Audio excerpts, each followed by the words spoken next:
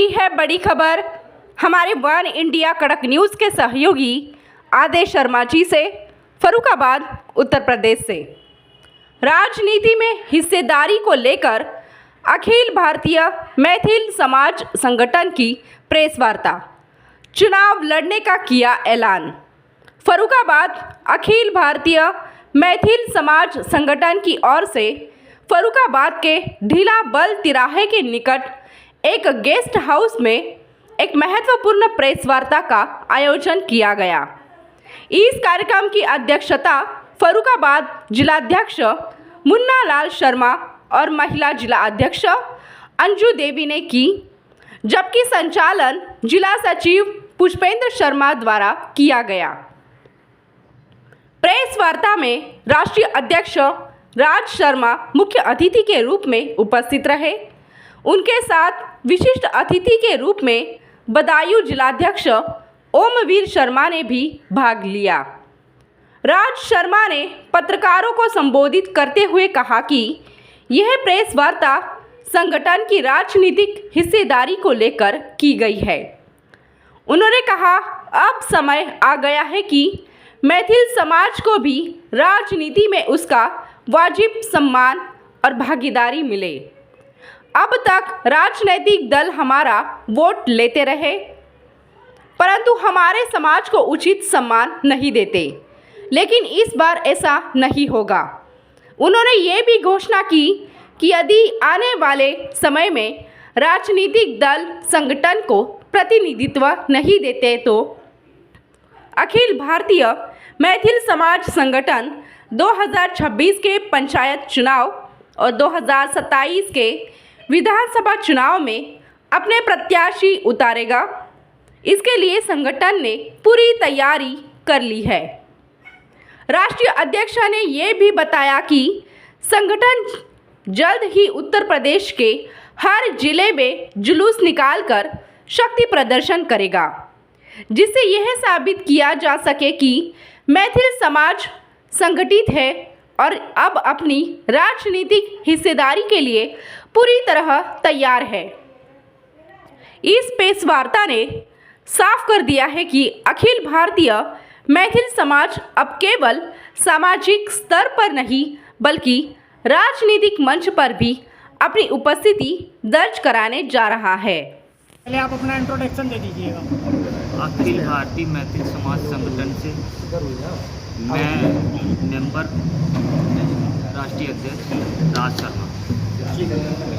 मेरा प्रेस वार्ता का बुलाने का जो तथ्य है, एक समाज को लेके कि जो जाति जनगणना चल रही है, इस पे हमारी समाज को एक दिशा दी जाए और मैथिल ब्राह्मण का एक टाइटल निश्चित किया जाए और सरकार इस पे निर्णय ले और हर ज़िले में हमारी जांच करी जाए। इस चीज़ को लेके हम ज़िले में प्रेस वार्ताओं के माध्यम से सरकार तक पहुंचाना चाहते हैं कि सरकार इस चीज़ पे हमारी गंभीरता से सुनने की बात रखे। और इसमें मैंने एक सरकार को लेटर भी लिखा है संगठन के माध्यम से, और इसमें हमारी एक मांग और थी कि जिस ज़िले में हमारी अच्छी भागीदारी है उस पे हमारे राजनीति में भी हमें जोड़ा जाए और राजनीति में हमें कहीं कहीं सीट पर रखा जाए।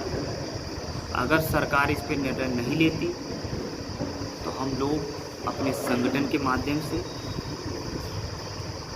ग्राम पंचायत चुनाव और क्षेत्रीय चुनाव और विधानसभा 27 में चुनाव हम इन पे लड़ने का काम करेंगे और सरकार को बताने का काम करेंगे कि हमारा वोट है। अगर हम आपको उठाना जानते हैं तो हम आपको गिराना करेंगे। इसका मतलब ये हो गया कि जिसकी जितनी संख्या भारी उसकी उतनी हिस्सेदारी। हाँ, तो क्या आपकी संख्या कितनी है? हमारी बराबर में पढ़ रहे हो क्या? संख्या हमारी हर जिले में जी 1 लाख से बूथ से लेके हर जिले में संख्या है। कुछ ऐसे ज़िले भी हैं जिसमें कोई जात टक्कर पे नहीं है। जिस ज़िले में जैसे अलीगढ़ है, हमारा मथुरा है और हमारे बरेली है, बदायूं है, फिरोजाबाद है, अलीगढ़ है, ऐसे जिलों में अच्छी संख्या में वोट है। अच्छा, तो और ये हमको सरकार खाली उल्लू बनाने का काम कर रही है और कहीं पर हमको भागीदारी देने का काम नहीं कर रही है। अच्छा, तो ये जो चुनाव आप लड़ेंगे तो इसमें समाज के प्रति क्या मुद्दे उठाएंगे? समाज की प्रति यही मुद्दे हैं कि हमको सरकार सम्मान दे और हमको हर जगह अधिकार दे। तो कोई जैसे जो वर्तमान सरकार है इसे घेरने के लिए या इसे पछाड़ने के लिए कोई रणनीति तैयार है? रणनीति यही तैयार है कि इस सरकार ने अगर हमारी बात पे अगर सुनने का काम नहीं किया तो सन 27 में हम इसको गिराने का काम करेंगे। अभी आप कोई विरोध प्रदर्शन की बात कर रहे थे, क्या था वो? विरोध प्रदर्शन यही था हमारा कि हमारी समाज को अभी तक ओबीसी में रखने का काम किया और हमको वोट लेने का काम कर लिया और हमको कहीं पर किसी लायक ना रखा, ना कहीं पर हमको कोई राजनीतिक भागीदारी देने का काम किया। क्षेत्रीय विधायक हो चाहे क्षेत्रीय एमएलसी जो भी हो, सारे लोग आ जाते हैं। जब वोट का समय होता है तो शर्मा जी कह के वोट लेने का काम कर लेते हैं और उसके बाद हमको वोट जाने का काम करते हैं। मान लीजिए अगर चुनाव के दौरान कुछ हिस्सेदारी मिल गई या कुछ प्रत्याशी हमारे जीत गए तो उनका सबसे पहला समाज के लिए क्या कार्य होगा? सबसे पहले समाज का यही कार्य होगा कि उनको जो हमारे दबे कुचले लोग जो हैं, जो आज तक कभी भी सामने अपनी बात नहीं रख पाते, उनकी बात रखने का काम किया जाए और उनको कहीं न कहीं मजबूत करने का काम किया जाए। तो आप दिला आप अपना परिचय दे दीजिएगा। जी, मेरा नाम मंजू शर्मा है और मैं गांव बसेली की रहने वाली हूँ। मेरा उद्देश्य जिला अध्यक्ष हूँ और उद्देश्य यही है कि हम अपनी समाज को लेकर एक ऐसा वार्तालाप खड़ा करें जिसमें हमें अपना हक मिले और हमारी हर जगह वजूद बने। आज तक हमारी समाज में जो हम लोगों को नीचा गिराने का काम होता आया है, हम उस पर ऊंचा होने चाहते हैं। एक पहेली बताती हूँ मैं। जी। उठाया है कदम, अब हार के बैठना नहीं है, अब अपने हक की बारी है, अब डर के बैठना नहीं है। अब हम डर के नहीं बैठेंगे कि आज समाज हमारी डर के रह रही है। आज भी हमारी समाज में इतने मुद्दे हैं जो डर की वजह से अपनी ज़मीन को भी दूसरों के हक में दे देते हैं। अपना वोट भी, अगर आप वोट नहीं दे रहे हैं तो हम आपको पानी नहीं देंगे, अगर आप वोट नहीं दे रहे हैं हम आपके खेत नहीं जोतेंगे, अगर आप वोट हमें नहीं दे रहे हैं तो हम आपको अपने गांव से नहीं गुजरने देंगे। इस चीज़ पे हमें न्याय चाहिए। हमारी समाज को लेकर अभी 3 केस ऐसे हुए हैं जहां यादवों ने हम लोगों पर बहुत भारी हमला किया है। आप लोगों को सुनने में नहीं आया है। पत्रकार हमेशा ऐसी जगह पहुंचते हैं जहां अधिकारी आते हैं, पत्रकार ऐसी जगह नहीं पहुंचते हैं जहां गरीबों को सताया जाता है। एक बार उन लोगों से जाकर पूछिए कि उनको सताया है तो आपकी वजह क्या है। किसी पत्रकार ने पूछा आज तक? नहीं। कोई पत्रकार ये नहीं बोल सकता है कि जिस समाज को मारा गया है उस समाज के हम उसके गोल उगलवा लें। हिम्मत नहीं है आप लोगों की। आप लोगों की सिर्फ इतनी हिम्मत है कि हम किसी विधायक के पीछे या किसी जनरल के पीछे या किसी बड़े आदमी के पीछे जाएं और उसका हम वीडियो बनाएं, उसका हम बात वारदात करें। किसी समाज को आपने देखा है जिसकी जो पिता है उससे पूछा है कि आपने अपना वक्त, अपना जहेज इतना गंवाया है तो आपके क्या बोल हैं, आप कुछ बोलना चाहेंगे? वो डर के मारे ही नहीं बोलेगा। सबसे बड़ा मुद्दा हमारा यही है कि हमारी समाज डर के रह रही है। अब ये केस भी है हमारा एटा जिला में, जो ग्राम जसरतपुर में है, उसको भी सिर्फ जाति पे मारा है। और कैसे मारा है ये मैं आपको बता रही हूँ। आप कभी पत्रकार उससे पूछने नहीं गए कि आपको मारा कैसे?